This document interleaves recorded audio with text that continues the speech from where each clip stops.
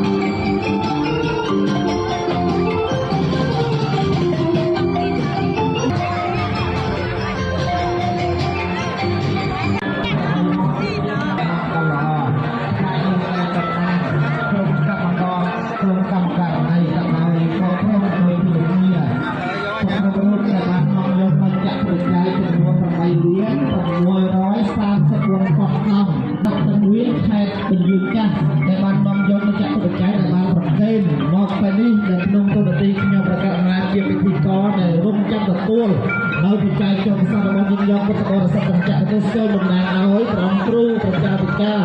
គណៈកម្មការគណៈចាក់តាកម្មវិធីបទទទួលនៅទឹកចិត្តសទ្ធាចរថ្លារបស់ដែលក្រុមកម្មការកម្មការនៃចំនួន8លាន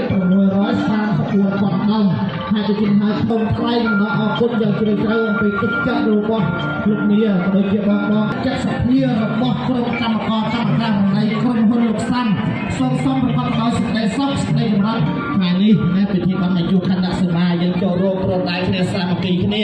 ដើម្បីកសាងឡើងប្រហែលថាវត្តអារាមជាទីកន្លែងខ្លាំងណាហើយជាសូមបន្តទៅសូមអញ្ជើញដែលក្រុមកម្មការ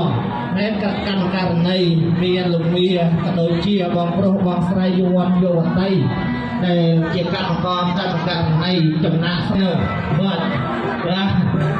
ណានៅបាត់ទេជិះដែរនោះបងទៅទៅអត់នេះនិយាយដើម្បីប្រសងលោកដើម្បីចង់ឲ្យជារបស់ក្រហមដើម្បីជាវត្ថុអនុស្សាវរីយ៍នៅពិធីបណ្ឌយុខណ្ឌសមានៃវត្តស្រែតំញាតិញោមណាដើម្បីជៀសវាងនៅវិបត្តិឧបទ្រពចង្រៃដែលគាត់មានឡើងហើយឬមកគាត់មានឡើងនោះក៏សូមឲ្យខ្លាយទៅជាហៅសកម្មហើយម្យ៉ាងទៀតសូមសេចក្តីសុខសេចក្តីចម្រើនយកកើតមានដល់ក្រុមកម្មការនៃយុវយុវតីដែលចំណាក់ចោលស្រុកដើម្បីជីវភាពប៉ុន្តែយ៉ាងណាមិញជីវិតរបស់យើងគឺយ៉ាងនឹងឯងបើយើងមិនខិតខំកាយខិតខំរកទេនឹងមិនមានអ្វីដើម្បីចិញ្ចឹមជីវិតទេដែលពេលនេះដែលកម្មការនៃយើងដែលបានមកធ្វើការពលកម្មហ្នឹងមានការឧបត្ថម្ភទំនុកបំរុងទៅដល់ដែលម្ដាយឪពុកឯកេហដ្ឋានចាត់ទុកដែលយើងសពបំណុលគាត់ដែលសពបំណុលគាត់ដែលគាត់ចិត្តបានចិញ្ចឹមបីបាច់ថែរក្សាយើងបង្កកើតយើងឲ្យមានជីវិតជាមនុស្សហើយយើងមានបត្រាដែលយើងចិញ្ចឹមវិញនោះដែលយើងឲ្យផលបំណុលវិញពេលណាយ៉ាងណាមិនអំពើឬសកម្មដែលយើងធ្វើចំពោះប្រាស់បេដាយើងយ៉ាងណាទៅពេលបត្រារបស់យើងរំលែកធ្វើតបយើងយ៉ាងវិញឯងដល់សមាធិរបស់ស្រីដល់យើងរបស់នេះ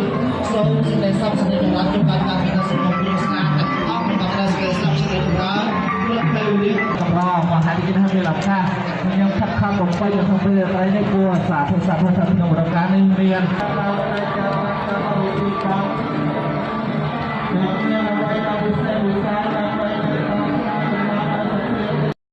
Yeah.